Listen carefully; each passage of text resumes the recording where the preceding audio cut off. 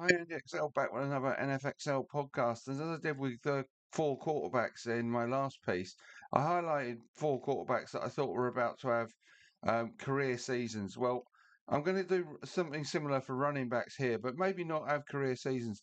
But those that I think might do better than many expect, or are ones to certainly get on your side in fantasy terms. So there's a few to get through here, and I'll start with Jahmyr Gibbs of Detroit. So in 3 seasons in the NFL, Gibbs has averaged 84 yards per game as a rookie with 11 touchdowns, then 113.5 yards per game and 20 touchdowns in his second season, and a huge 108 yards and a game and 18 scores last season. So even on the basis of the last 2 seasons, we should expect between 108 and 113 yards a game and 18 to 20 scores from him in a full season. But now he may be set for a greater role for the Lions following the departure of long-term running mate David Montgomery in the Sonic and Knuckles duo.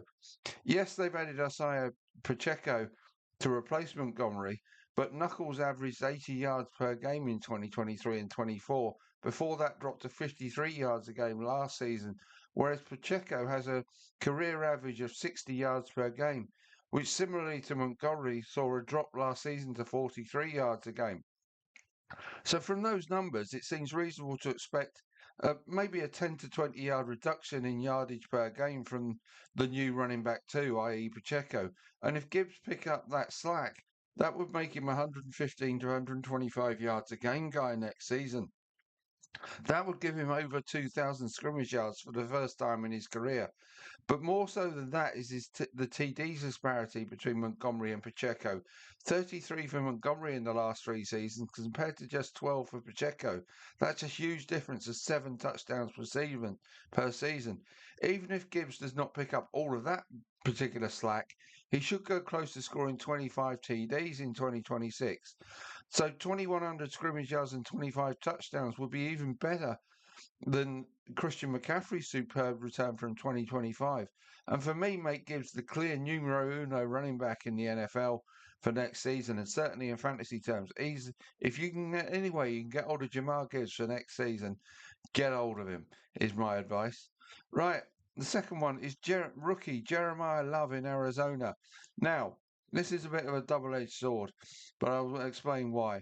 As with Aston Jonty last season, the bar of expectancy many have for Love in his rookie season may be set too high for him to meet. Again, like Jonty, Love will be on what will likely be a sub 500 team, and in all likelihood is behind a subpar O line as well. However, like Jonte once more, this guy has the ability to be exceptional fantasy wise and is a must to have on your dynasty rosters and will not let you down in an annual year either for next season. He is number 12 in Fantasy Pros consensus running backs for an annual draft, which make him a borderline starting running back one in fantasy leagues for next season, but is number 4 in the dynasty rankings. Now, I have him lower than that, certainly in the annual rankings. In the dynasty rankings, he would certainly be right up there. But like I say, in annual redrafted leagues, I'd have him lower than that.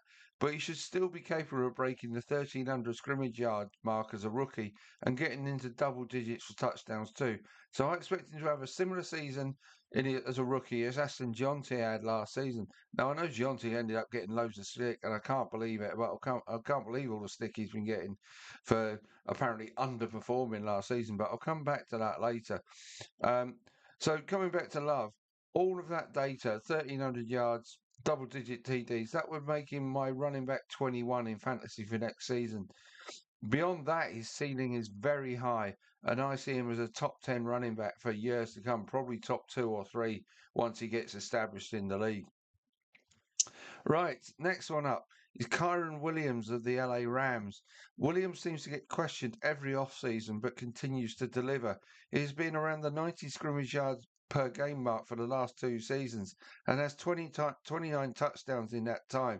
Now, It seems to be the theory that Blake Corum will eat into Williams' share of the workload next season that is leading some to devalue Williams ahead of next season. But I still think Williams will record similar numbers to those he has recorded in the last two campaigns, and that would make him a top 10 fantasy running back in 2026, whereas Fantasy Pros consensus rankings have him at number 17. So Kyron Williams is another one in redraft leagues to definitely try and get hold of if he's still available and you're looking for a running back. Next one up, Bucky Irving at Tampa Bay. Irving is in a similar position to Jamar Gibbs in that he will have a change of running back partner next season as Kenny Gainwell replaces Rashad White. Gainwell had a breakout year in Pittsburgh last season after coming out of Saquon Barkley's shadow at Philly to have 1,000 scrimmage yard season and 8 touchdowns of his own. White had a similar return to Gainwell's numbers of last season for the Bucks in 2024, but that dropped to 790 yards and 4 scores last season.